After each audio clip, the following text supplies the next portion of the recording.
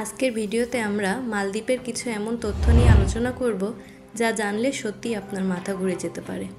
সমুদ্রের বুকে এক অদ্ভুত ও আকর্ষণীয় দেশ মালদ্বীপ। যারা প্রাকৃতিক সৌন্দর্য পছন্দ করেন তাদের জন্য এটি একটি স্বপ্নের গন্তব্য। চলুন এই বিস্ময়কর দেশ সম্পর্কে কিছু চমকপ্রদ তথ্য জেনে নিই। মালদ্বীপ বিশ্বের সবচেয়ে নিচু দেশগুলোর মধ্যে অন্যতম। এই দেশের গড় উচ্চতা সমুদ্রপৃষ্ঠ থেকে মাত্র 1.5 মিটার। মালদ্বীপের সর্বোচ্চ ভূমি মাত্র 2.4 মিটার উঁচু। এই জন্যই জলবায়ু পরিবর্তনের ফলে সমুদ্রপৃষ্ঠের উচ্চতা বৃদ্ধির কারণে মালদ্বীপের অস্তিত্ব সংকটে পড়তে পারে বলে বিজ্ঞানীরা আশঙ্কা করছেন। মালদ্বীপ মূলত প্রায় 1200টি ছোট দ্বীপ নিয়ে গঠিত, তবে এর মধ্যে মাত্র 200টিরও কম দ্বীপে মানুষ বসবাস করে। প্রতিটি দ্বীপই আলাদা এবং স্বতন্ত্র। কিছু দ্বীপকে মূলত পর্যটকদের জন্যই তৈরি করা হয়েছে। এ কারণে মালদ্বীপ ভ্রমণের সময় পর্যটকরা এক দ্বীপ থেকে অন্য দ্বীপে যেতে পারেন এবং প্রতিটা দ্বীপে আলাদা অভিজ্ঞতা উপভোগ করতে পারেন। মালদ্বীপে আপনি সন্ধ্যার পরে সমুদ্রের পানিতে এমন এক প্রাকৃতিক আলোর খেলা দেখতে পাবেন যা অবিশ্বাস্য।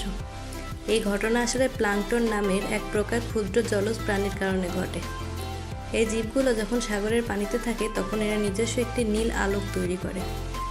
রাতের বেলা পানির ঢেউয়ের সঙ্গে এই নীল আলো দেখতে একদম জ্যোতির মতো লাগে, যা পর্যটকদের কাছে রোমাঞ্চকর অভিজ্ঞতা তৈরি করে। মালদ্বীপের রাজধানী মালে পৃথিবীর অন্যতম ছোট রাজধানী শহর। মালে শহরটি মাত্র 5.8 বর্গ কিলোমিটার এলাকা জুড়ে বিস্তৃত। এই ছোট শহরে দেশের মোট জনসংখ্যার 40% বসবাস করে। এখানে মূলত খুব কম জায়গার মধ্যে অনেক লোকসংখ্যা বসবাস করার কারণে এক ধরনের বিশেষ চ্যালেঞ্জ দেখা যায়। যদিও শহরটি আয়তনে ছোট, তবুও এটি উন্নত মানের স্বাস্থ্যসেবা, শিক্ষা এবং বাণিজ্যিক কেন্দ্র হিসেবে কাজ করে। মালদ্বীপের আরেকটি আকর্ষণ হলো আন্ডার ওয়াটার রেস্টুরেন্ট। এটি হলো পৃথিবীর প্রথম পানির নিচে অবস্থিত রেস্টুরেন্ট, যা ভ্রমণপ্রেমীদের কাছে এক বিশেষ অভিজ্ঞতা নিয়ে আসে।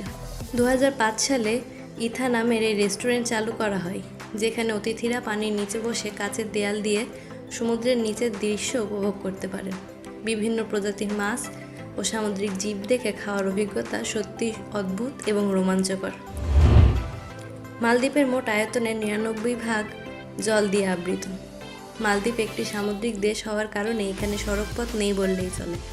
দ্বীপ থেকে দ্বীপে যাওয়ার জন্য নৌকা, স্পিডবোট বা পানির উড়োজাহাজ ব্যবহৃত হয়।